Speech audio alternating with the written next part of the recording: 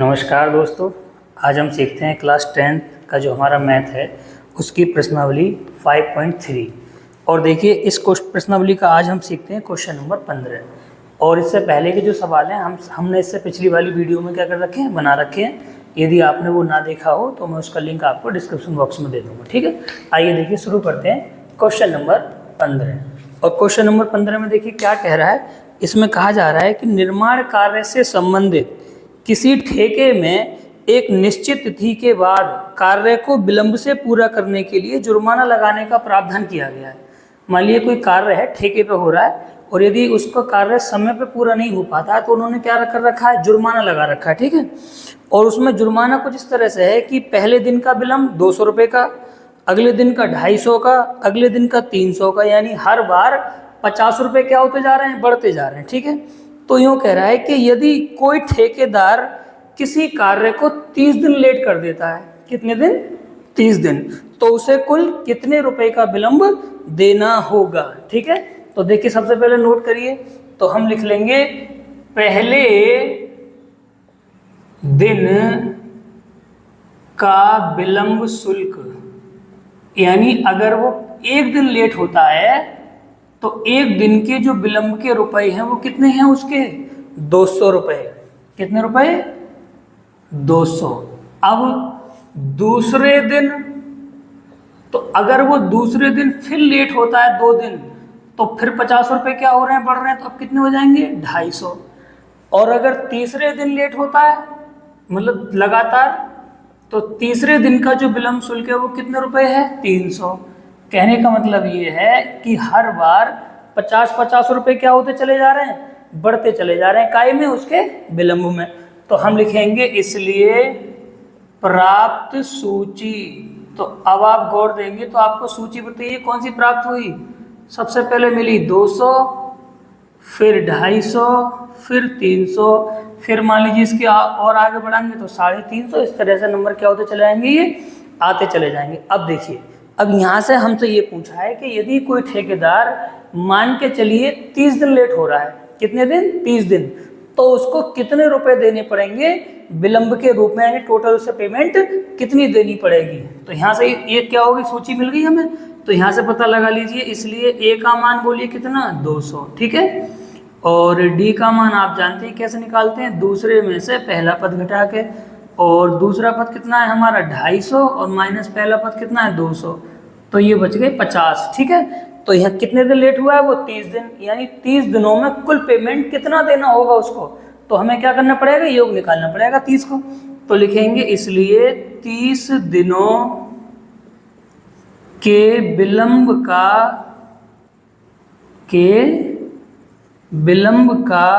कुल शुल्क मानी मतलब कितना पैसा उसको क्या करना पड़ रहा है, देना पड़ रहा है, कितने दिनों के विलंब का, 30 के। तो इसका मतलब 30 पदों का क्या निकाल देना है आपको, योगफल निकाल देना है। तो देखिए सूत्र आपको मालूम है, SN बराबर n/2 2a plus n-1 into D. तो देखिए लगाइए मान, n की जगह कितना लगेगा, 30, क्योंकि हमें 30 दिनों का निकालना है, ठीक है।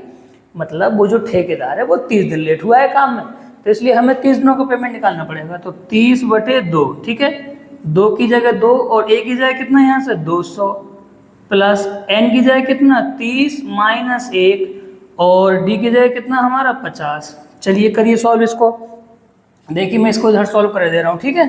ये कितना है हमारा 50, तो 2 से काटोगे 30 को कितना बचेगा, यहाँ पे 15, और यहाँ से बचेंगे हमारे 200 दूनी 400, और प्लस इधर से रह जाएगा 29, और गुणा कितने 50, ठीक है।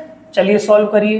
तो 15 अभी भी ऐसे ही, ये वाला 400 अभी भी ऐसे ही, 29 की गुणा काय में करिए, 50 में करिए गुणा, 5 नेम 45, और 45 के कितने 5 हासिल लगे 4, ठीक है, और 5 दूनी 10 और 4 14, और पीछे क्या लग जाएगा यहाँ से 0। तो अब जोड़ेंगे 15, तो ये 400 है, और प्लस में कितने हो जाएंगे 1450, तो ये बन जाएगा 1850, जोड़ के दोनों, ठीक है। अब 1850 की गुणा काय में कर दीजिए 15 में, अपना आंसर बनकर तैयार आ जाएगा, ठीक है। तो इधर लिख लीजिए 1850 और 15 इनकी गुणा करिए, 5 का 0, 5 25 के 5, हाथ से लगे 2 और 5 अट्ठे 40 और 2 42 के 2, हाथ से लगे 4, 5 एकम 4, 5 और 4 9 और इधर से 1 की गुणा करेंगे तो 0 5 8 और 1, तो यहाँ से बनेगा 0 5, ये हो गए 7 और ये हो गए 17, ठीक है, और 2, यानी 27,750। तो कुल मिला के हमें ये समझ में आ गया कि यदि कोई ठेके का कार्य इस तरीके से पैसे ले रहा है लेट के बाद, यानी पहले दिन 200, अगले दिन 250, अगले दिन 300, अगले दिन 350, और इस तरह से अगर कोई कार्य 30 दिन तक लेट हो रहा है तो उस ठेकेदार को कितने रुपए देने पड़ेंगे? 27,750 रुपये देने पड़ेंगे, कुल 30 दिनों के विलंब का दंड। देखें अब हम सीखते हैं इसका क्वेश्चन नंबर 16। और देखिए क्वेश्चन नंबर 16 में हमसे क्या कहा जा रहा है, इसमें कहा जा रहा है कि किसी स्कूल के विद्यार्थियों को उनके समग्र शैक्षिक प्रदर्शन के लिए 7 नकद पुरस्कार दिए गए हैं, ठीक है, और उसके लिए कुल राशि कितनी रखी गई है? 700 रुपये की राशि रखी गई, यानी 7 पुरस्कार हैं, लेकिन उसमें जो टोटल पेमेंट है 7 पुरस्कारों का वो कितना है? 700 रुपये है, ठीक है। आगे पढ़िए। यदि प्रत्येक पुरस्कार अपने से ठीक पहले वाले पुरस्कार से 20 रुपये कम हो, कितने रुपए? 20 रुपये, तो हमें प्रत्येक पुरस्कार का मान ज्ञात करना है कि यानी कितने कितने रुपए का प्रत्येक पुरस्कार मिला। अब देखिए, तो यहाँ से हम सीखते हैं सबसे पहले कि माना पहला पुरस्कार,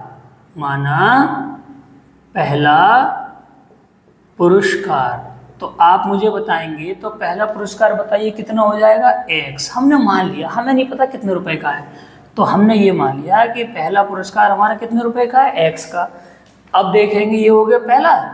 अब हम लिखेंगे दूसरा पुरस्कार। तो अब आप बताइए उसने क्या कहा है कि हर पुरस्कार 20 रुपये क्या हो रहे हैं? कम हो रहे हैं। तो हमारा जो दूसरा पुरस्कार है वो हो जाएगा X माइनस 20, क्योंकि 20 रुपये कम हो रहे हैं। उसी प्रकार से निकालोगे तुम तीसरा पुरस्कार, तो जो तीसरा पुरस्कार आएगा हमारा वो आएगा X माइनस 40। क्यों? क्योंकि भाई हर पुरस्कार 20 रुपये क्या हो रहा है? कम हो रहा है अपने अगले वाले से। उसी प्रकार हम कौन सा निकालेंगे? चौथा पुरस्कार। तो चौथा पुरस्कार हमारा आ जाएगा X माइनस 60। उसी प्रकार हम निकालेंगे कौन सा पुरस्कार? पांचवा पुरस्कार। तो पांचवा पुरस्कार आ जाएगा बच्चों हमारा X माइनस 80। उसी प्रकार हम निकालेंगे छठवां पुरस्कार। तो छठवां पुरस्कार हमारा आ जाएगा X माइनस 100। ये बताइए क्या हो रहा है तुम्हें? हर बार 20 रुपये क्या हो रहे हैं? कम होते चले जा रहे हैं। अब निकालेंगे कौन सा पुरस्कार? सातवां पुरस्कार।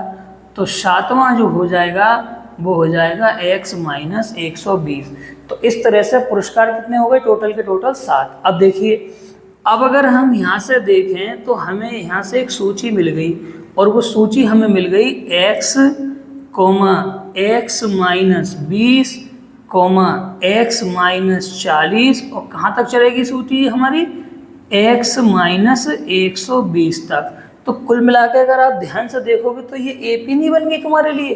क्यों? क्योंकि हर बार 20-20 क्या होते जा रहे हैं? कम होते जा रहे हैं। जब ये AP बन गई तो इसलिए A का मान बोलिए कितना हो गया? X।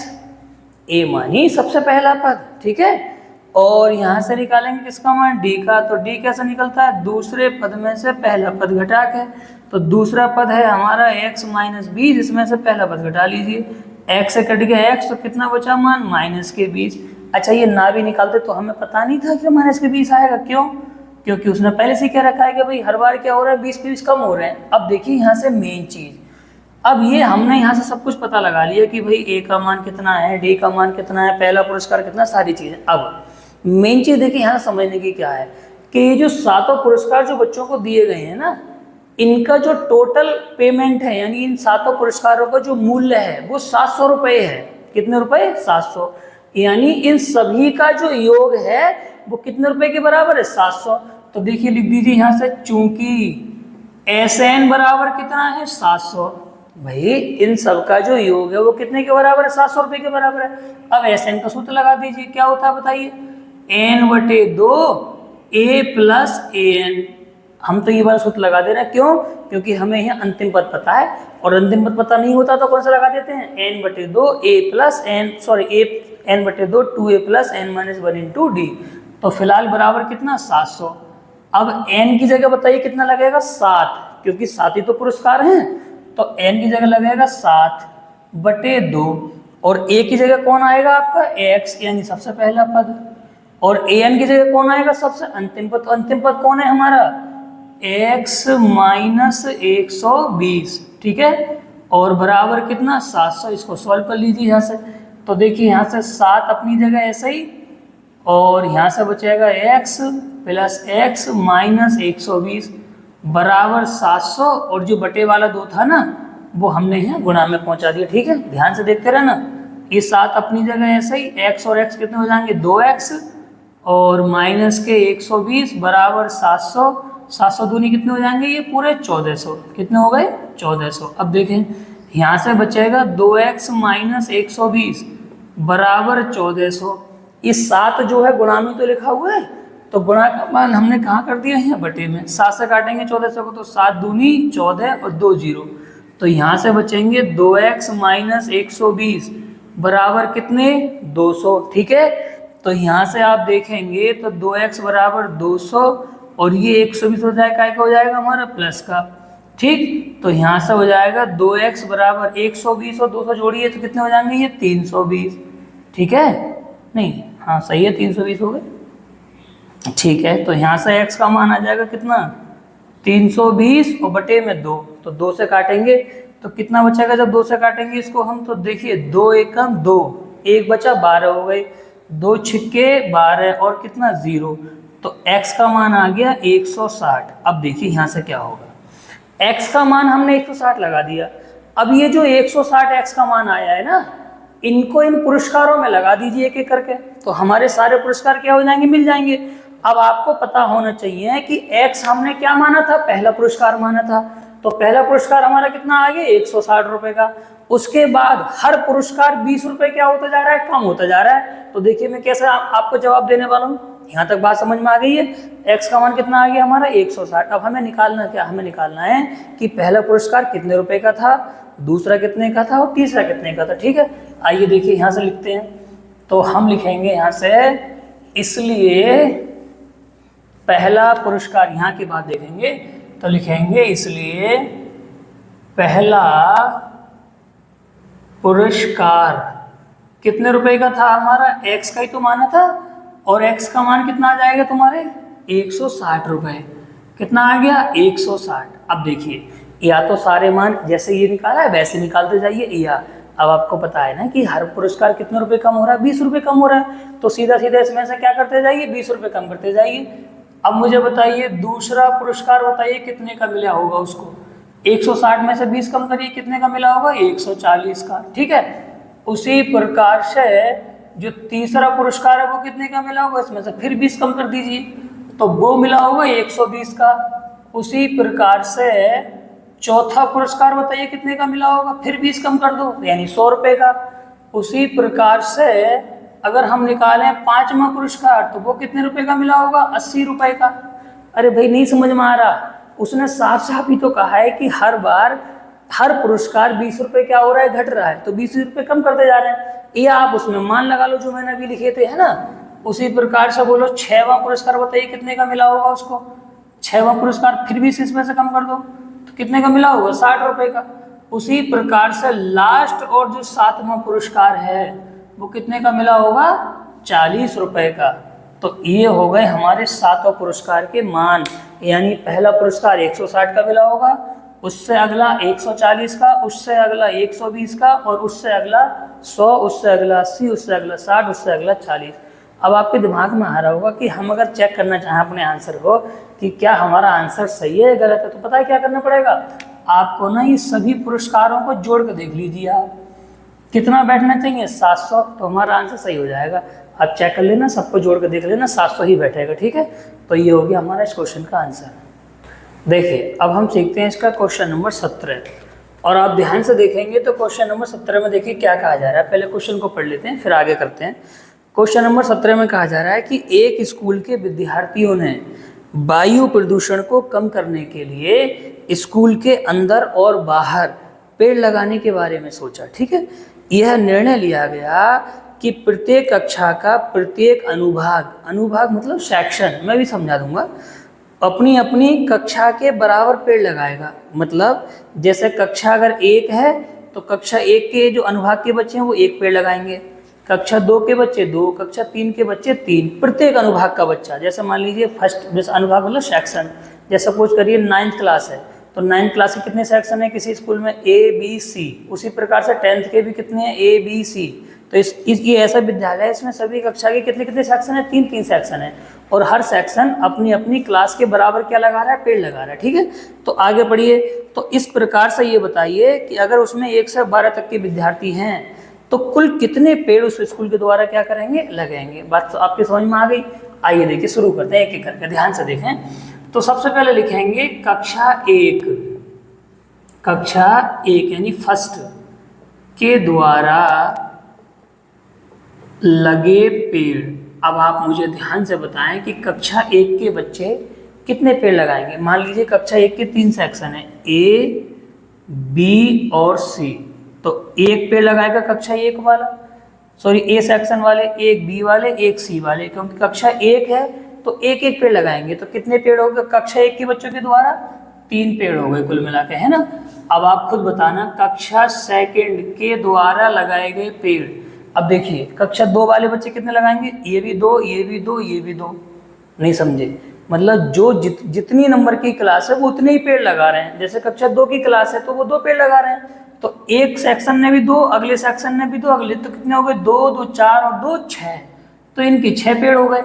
उसी प्रकार से आप बताएंगे तो कक्षा 3 के बच्चों के बोलो कितने पेड़ हो जाएंगे, तो 3 A सेक्शन वाले लगाएंगे, 3 B सेक्शन वाले, 3 C सेक्शन वाले, तो 3 और 3 6 और 3 9। अब उम्मीद है कि ये वाली बात आपके समझ में आ गई। उसी तरीके से ये सारे बच्चे पेड़ लगाते रहेंगे तो हम अगर ध्यान से देखेंगे डैश डैश डैश डैश करके, मान के चलिए, तो मुझे आप बताइए कि जो कक्षा 12 वाले बच्चे हैं हमारे, वो कितने पेड़ लगाएंगे। बताइए, 3 सेक्शन है तो एक सेक्शन लगाएगा 12, अगला सेक्शन भी 12 पेड़ लगाएगा, अगला सेक्शन भी 12, तो 12 एकम 12, 12 दूनी 24, 12 तियां 36, यानी 20 सेक्शन, सॉरी 12 कक्षा वाले बच्चे कितने पेड़ लगाएंगे, 36। तो उसने ये पूछा है कि पूरे स्कूल के सभी बच्चों के द्वारा कुल कितने पेड़ लगे। तो यहाँ से आप देखेंगे तो हम लिखेंगे इसलिए प्राप्त सूची। तो जो हमें सूची यहाँ से प्राप्त हो रही है वो कौन सी प्राप्त हो रही है, सबसे पहले 3, फिर 6, फिर 9, और उसी प्रकार से अगर हम निकालते जाए, मान लो कक्षा 4 के बच्चों की निकालें तो 4 तियां 12, फिर अगले मान लो 5 के बच्चों की तो 5 तियां 15, ऐसे चलते चला जाएगा।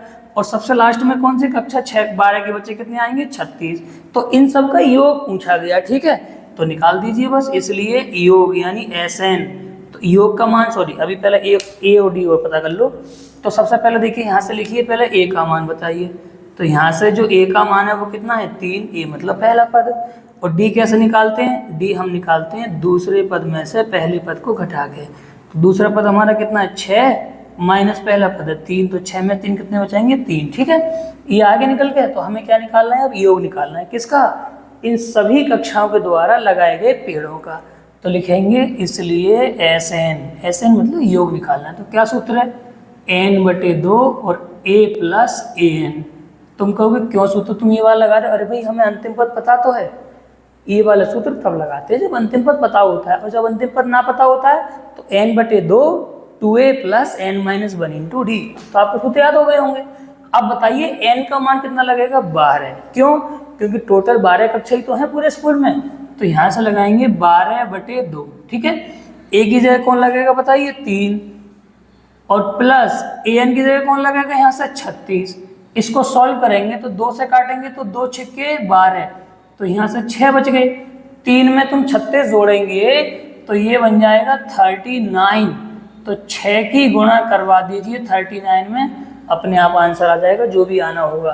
तो कुल मिला कितना आंसर आ जाएगा, 6 की गुणा करिए 9 में, तो 6 नेमा, अरे 9 छक्के कितने होते हैं, 9 छक्के 54 के 4, हासिल कितने लगे 5, और 6 तियां 18, और हमारे 5 कितने हो जाएंगे यहाँ से, 18 और 5 23।